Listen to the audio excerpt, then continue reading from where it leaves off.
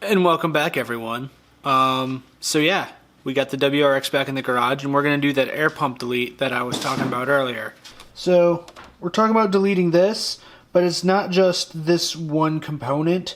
The pump kind of roots around the back side of the engine, and then it has like some little valves back there that we're going to end up deleting and putting little blocker plates on the engine.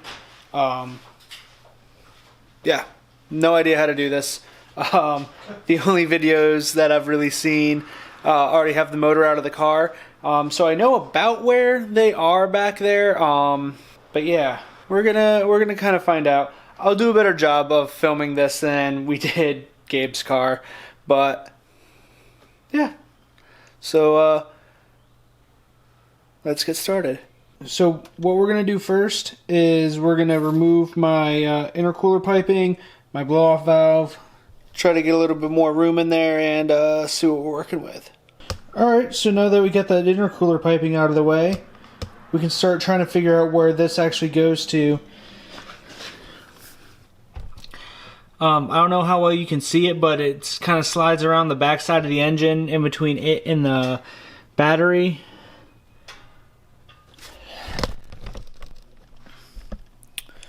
But yeah, I'm just going to start rooting around in there and taking things apart and see what we don't need. Hopefully, I kind of feel like we're going to have to get underneath the car, unfortunately. Hopefully we don't have to, but I have a sinking suspicion that we're going to actually have to go at it from underneath the car in order to get to it at a decent angle, but we'll get to that when we get there. Alright, and it's out. So here it is out of the car. You just remove that front plate. There's going to be 2 bolts right here, and then a 3rd bolt right there on the side. And then you just pull it out. There's a jumper harness. It's right there. Yeah, just take all that stuff out, and you're left with a nice tasty hole. Free for you to do whatever you want with. I think this might turn into Tom tucks his wire harness in interesting areas, and that's what I'm going to use that hole for. And but yeah, that'll be kind of later on towards the end when we start tightening everything up. Yeah, so now I'm just going to root around and try to figure out where this thing goes and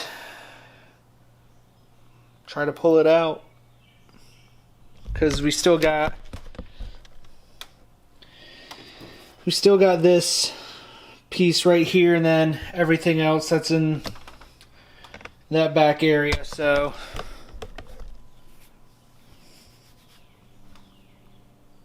yeah. Alright, so yeah, let me try to get a decent angle at it. Probably gonna be alright, well, the hose that we were pointing to is right here, and then that little gray thing, wait, where is it? Right there. That's the valve that we got to get rid of. So yeah, this is like the easiest angle to see it, but I'm going to mess around and try to figure out the best way to take it out, because it is literally buried under so much crap. But, you know, hey, it gives me the opportunity to pretty up the engine bay, which is ultimately what I'm trying to do right now. I just didn't really think that it would be this involved, but, you know, hey, that's okay. Alright, and we have the driver's side out. That's the little hole that's left over. It makes it a little easier to have an extra set of hands doing that, because you got to kind of hold the hose out of the way when you're disconnecting it from this piece, just because of the way everything was. We really couldn't get in there, but yeah, we got it out. So next we got to figure out where the other one is, and I don't know if I mentioned it to you guys, but I'm pretty sure I got to take my turbo out, or at least start digging around in there. I might do my EGT deletes. I haven't bought them yet, but depending on how invasive this is, like how crazy I got to get with it in order to get to them, like I might just set it up to do that. And that might be coming soon. So, but yeah, so we're just gonna keep on trucking. And yeah, that's it. We're just gonna be crusty and reuse the old gaskets and hardware, but it's on the back side of the bolt, so no one will literally ever see this. Or it's on the back side of the engine, so yeah, like I said, literally no one will ever see this. Okay, a lot's happened. I broke everything. Not really. I kind of feel like it. No, so if you remember this little contraption from when we were doing the AOS install, this was a little plug that we had to put in order to dam this up. But yeah, we just took out the whole piece, and then that part of the AOS connected into this piece, and then this connects into the intake. So I'm just going to run a line that goes right to the intake, delete this 2 pounds of, well, not even, probably like half a pound of plastic that looks like shit out of my engine bay. But yeah, I blew it up.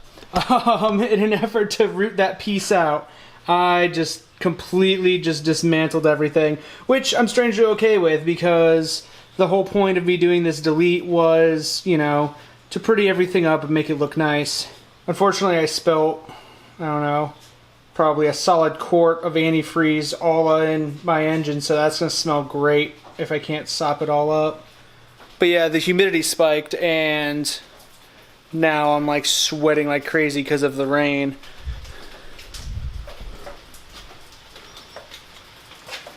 We got that nice puddle out in front of the garage. But yeah, I don't know. I'm gonna keep plugging away. I'm gonna try to find. I'm actually gonna do what I'm in here to do. I'm gonna try to find that other little valve and delete that, because if I can get that piece out and throw my other plate in, then I'm done, and I can reassemble everything, and I can start worrying about reassembling it pretty the way I want it to be. Okay, so I've done nothing. I've accomplished nothing. I've rooted around in my engine bay for like 2 hours now. No, that's not true. No, so I did get this line attached to the intake, so I'll be able to join it up with this line going to the AOS, and that'll clean that little bit up. But the reason we are all here is for, oh wait, there it is. Okay, you see that plug like center of the screen?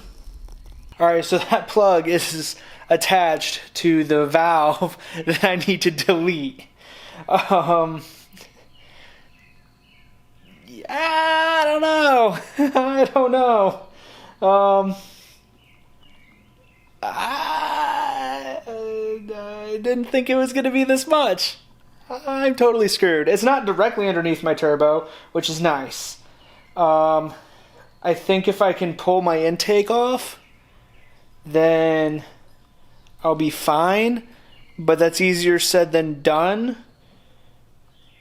on this car, because Subaru. I've never pulled the intake off of this car, so I'm kind of just making it up as I go.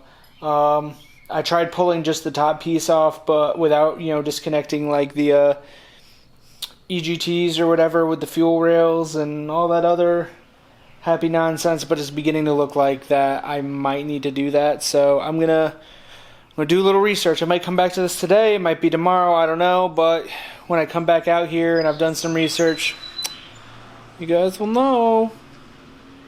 This is what my engine bay looks like right now. It's chaos. I hate it. I hate this. This is awful. But it's all part of the game. So, see you guys in a minute. Okay, so I came back out here. I took a break for like an hour or two. Came back out. Intake's off.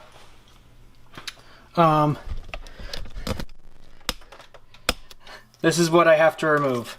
At least I can touch it now. That's nice. So, I'm going to keep taking shit apart, and then I'm going to put it back together before I forget where everything goes.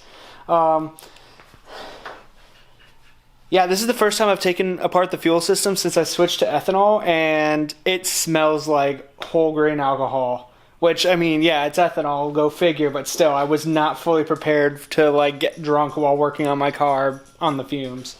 So... yeah, when I get that pulled out, I'll show you guys. Alright. So I made some decent progress. Got the bulk of it out, but unfortunately... the solenoid itself that gets activated has a piece that goes directly under the turbo. So like, I have to pull my turbo now. Shouldn't be too bad. I'm gonna maybe I'm gonna put the car back up. I'm gonna do this tomorrow. I put the car up on jacks, take the downpipe off, see if I can't get to it underneath it like that. But in all honesty, I'm probably just going to have to yank the turbo off and get at it from there, and then just start reassembling all of this. So this was way more. Like, 2 of these, to delete that one piece, 2 of these. My advice being about halfway through this is if you're gonna, build your whole engine. Wait till you pull your motor for something and do it outside of the car, because that would make this way easier. But I don't have a hoist right now, and I don't have a reason to pull my motor. So, but I might be looking into doing the EGT delete like now. We're gonna come at this tomorrow though, because I am exhausted. I am filthy. High on E85. I'm gonna just wrap it up here, and we'll pick it up in the morning. Alright guys, so it's the next day. I did a lot of research last night and this morning, and I'm just not pulling the other part out of there. It would be nice to, because, you know, weight reduction and... yeah, but honestly, in order to get to it, I'm going to have to pull the turbo, my up pipe, everything associated with pulling a turbo. It's just a pain to get to, and I just don't want to do that right now. Eventually, I'll finish deleting the whole thing, but we'll do that on a project where it's already going to be uncovered. I'm not about to just tear apart a turbo or tear apart my turbo area just to swap out this little chunk of aluminum. All the research that I've done says that it's fine. You know, you don't even have to do as much as I do. You could actually just delete the pump and the hose that runs back to the driver's side valve, and leave it, and just completely leave it, and it'll be just fine. So save yourself the $30 and the headache. Do that, and you will need to get a reflash or a tune or something, just to get rid of the error code. Yeah, that's going to inevitably happen, but hey, the car will still run and drive just fine. Just won't technically pass emissions, but we don't have emissions here in Tennessee, so, or at least I don't in my county. But we're going to start reassembly.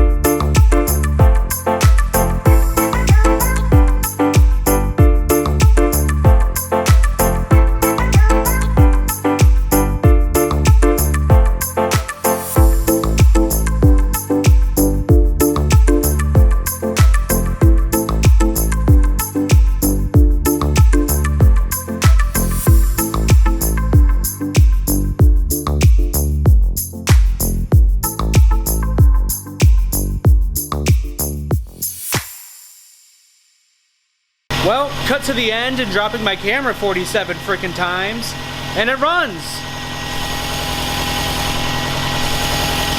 As there's smoke billowing out from behind my hand. Ignore that. Just antifreeze, ignore that. But this is my engine bay now, and I think it looks a little bit better. There we go, now the engine isn't idling. I would have preferred it to kind of go over the top of that, like come